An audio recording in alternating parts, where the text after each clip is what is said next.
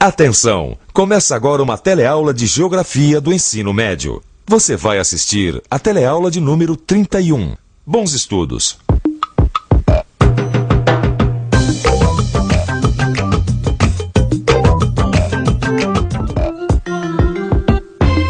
Isso aí que você está vendo é um texto em japonês.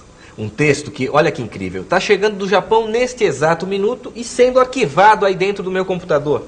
Não é incrível o que é possível se fazer hoje em dia com as novas tecnologias da informação? Tecnologias que transformam o mundo em uma aldeia.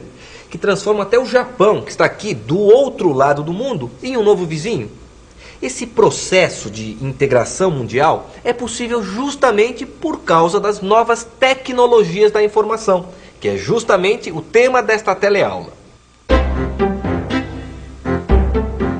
Na teleaula de hoje, você vai ver como a nossa vida cotidiana é marcada pela nova tecnologia da informação. Vai ver também que o meio geográfico é dominado pela ciência, pela tecnologia e pela informação, que chega veloz, instantânea e simultaneamente nos vários lugares mundiais. E vai ver também que, embora esses avanços permitam a maior integração do espaço mundial, ainda há muitos homens, países e nações excluídos dos benefícios dessa integração.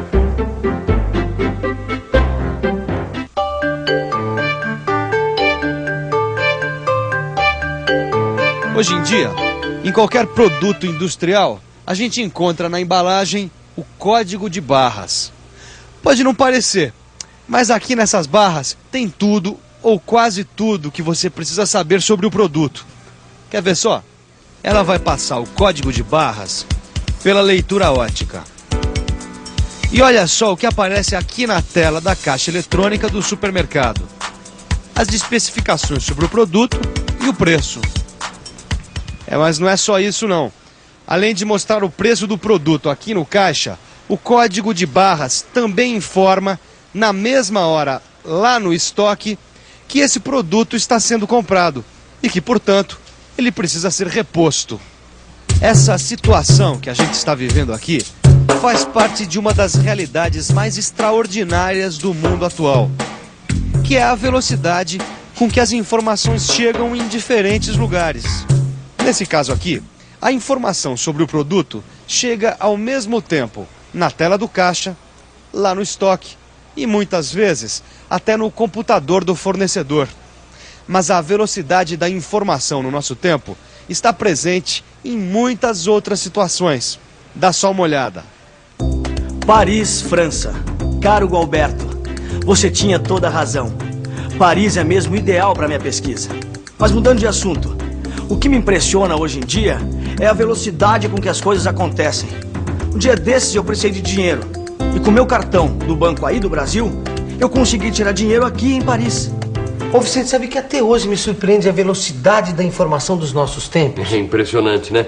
Mas o que mais me impressiona nessa história é a informação simultânea, viu? Informação simultânea? Você não lembra das Olimpíadas de Atlanta? É. Então, os jogos não só tinham atletas de todo mundo, como também estavam sendo vistos pelo mundo todo. E isso ao mesmo tempo, ou seja, simultaneamente. E só foi possível porque esses aparelhos todos de TV estavam ligados numa rede técnica de telecomunicações, uma rede interligando o mundo via satélite. Além desses exemplos todos que você viu, a velocidade com que as informações circulam hoje em dia também está mexendo com o mundo dos negócios, o mundo das bolsas de valores. Hoje em dia é possível, por exemplo, um grupo de investidores da Bolsa de Valores de Nova York estar conectado à Bolsa de Hong Kong e saber o que está sendo negociado naquele exato momento.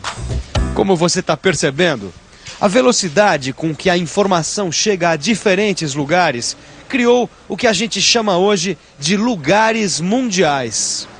Ou seja, são lugares que não aceitam mais as barreiras de tempo e espaço. São lugares onde a comunicação e a circulação de informações se dão instantaneamente, no chamado tempo zero, ou seja, no mesmo tempo. Essa velocidade, esse jeito instantâneo e simultâneo com que a informação circula hoje em dia, são as principais características daquilo que a gente chama de meio técnico científico informacional. Calma. Essa expressão parece meio complicada, mas a gente já vai te explicar. Meio técnico científico informacional é um meio geográfico onde o território inclui, obrigatoriamente, ciência, tecnologia e informação. Na verdade, quando a gente está falando em meio técnico científico informacional, nós estamos definindo o mundo que nós vivemos hoje, onde o cotidiano é cada vez mais marcado pela nova tecnologia da informação. Ou seja, hoje em dia o meio geográfico é dominado pela ciência, pela tecnologia e pela informação que chega veloz, instantânea e simultânea nos lugares mundiais. Não é de hoje que a economia de mercado, o capitalismo, busca reduzir as distâncias, pois reduzir as distâncias significa reduzir o tempo de produção, de circulação, de consumo de mercadorias. E, é claro, reduzir os custos, o que acelera os lucros. Foi no século XIX e na primeira metade do século XX que surgiram grandes avanços nesse sentido. Foi quando surgiram as estradas de ferro, o cabo submarino, o telégrafo sem fio, o telefone, o automóvel, o rádio, o avião a jato e a televisão. Todas essas inovações, com o passar do tempo, foram se interligando umas às outras, formando assim redes de integração territoriais.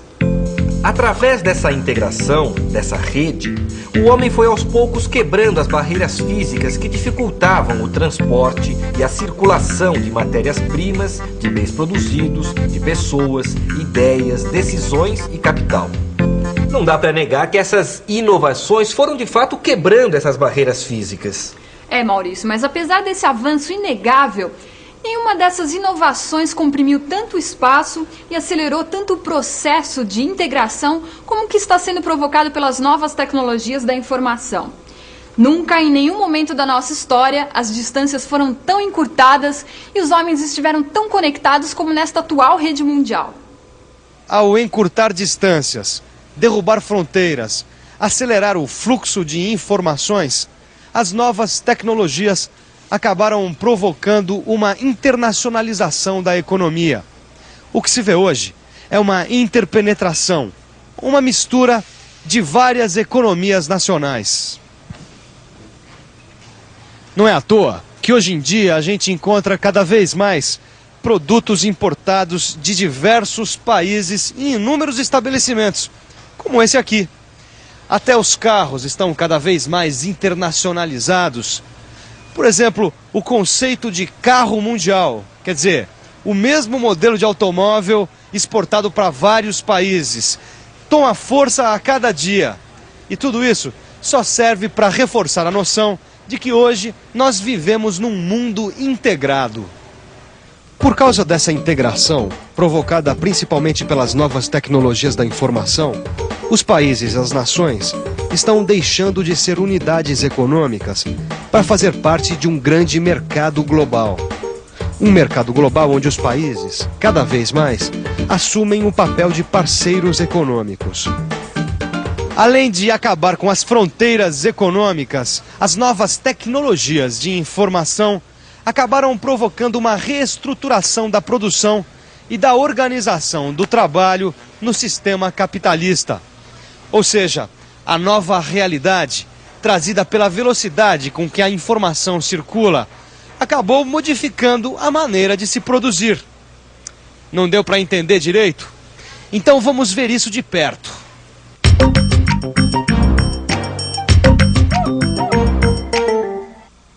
Quando a gente fala que o jeito de produzir foi modificado, o que a gente está dizendo é que a produção também ficou mais rápida, mais acelerada.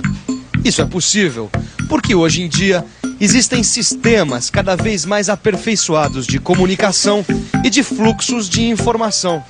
Esses sistemas, associados a técnicas mais racionais de distribuição, tais como empacotamento, controle de estoques e containerização, estão permitindo a aceleração das atividades e da circulação de mercadorias.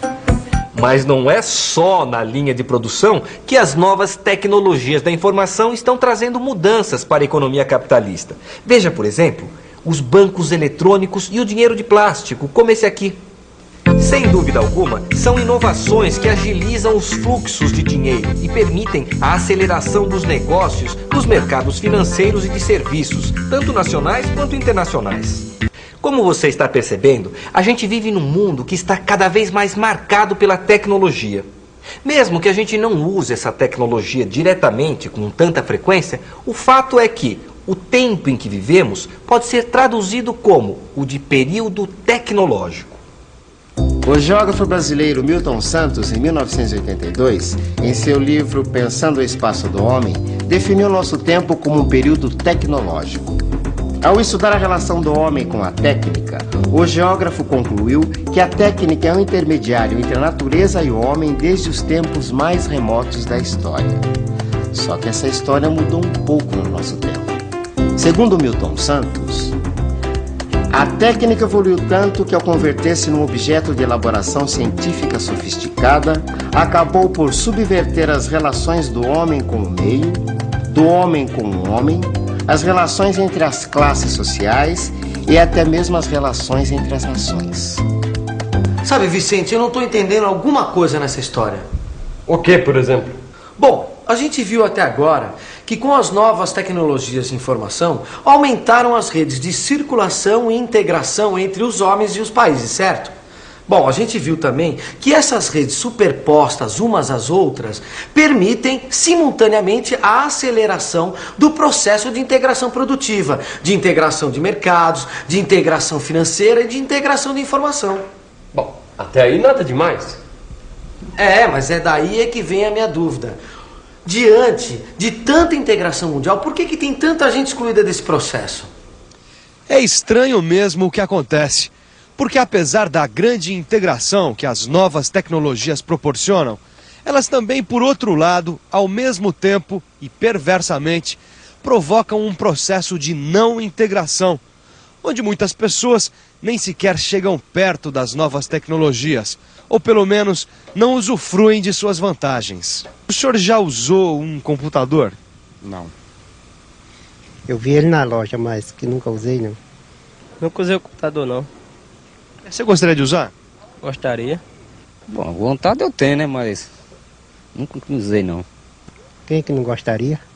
Como você viu, aqui mesmo no Brasil, tem muita gente que nem sequer chegou perto dessas novas tecnologias de informação. Ou seja, são pessoas que estão excluídas dessa integração mundial. Mas há casos ainda piores do que o nosso, como em algumas nações africanas, por exemplo, que são totalmente excluídas das vantagens propiciadas pela alta tecnologia da informática.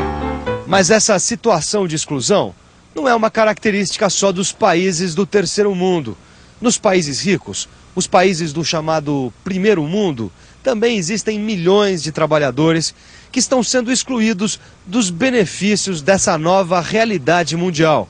Uma realidade que integra homens e países. Ou então ocorre a situação em que máquinas inteligentes estão substituindo trabalhadores de escritórios e operários, que a cada dia engrossam as filas de desempregados, como ocorre na Europa. Concluindo, essas novas tecnologias de informação trouxeram de fato avanços que acabaram por integrar povos e países e também ajudaram a agilizar negócios e produção. Mas, por outro lado, essa nova rede de integração está deixando muita gente e muitos países de fora. Está criando uma realidade que separa ainda mais os países ricos dos países pobres. Mas chega por hoje. Antes de terminar, vamos revisar o que a gente aprendeu. E atenção, se liga aí que é hora da revisão. Na teleaula de hoje, você viu como a nossa vida cotidiana é marcada pela nova tecnologia da informação. Você viu também que o meio geográfico é dominado pela ciência, pela tecnologia e pela informação que chega veloz, instantânea e simultaneamente nos vários lugares mundiais. Por fim, você conferiu que, apesar desses avanços permitirem uma maior integração do espaço mundial, ainda há muitos homens, países e nações que estão excluídos dessa integração. Bom, essa foi a nossa teleaula de hoje. A gente viu como as novas tecnologias da informação vêm mudando o nosso cotidiano. Na próxima teleaula a gente avança um pouco mais nesse assunto. A gente vai poder ver de uma maneira mais aprofundada como os robôs vêm substituindo os operários nas linhas de produção. Mas tudo isso na próxima teleaula. Eu te espero lá, hein? Tchau. Até lá.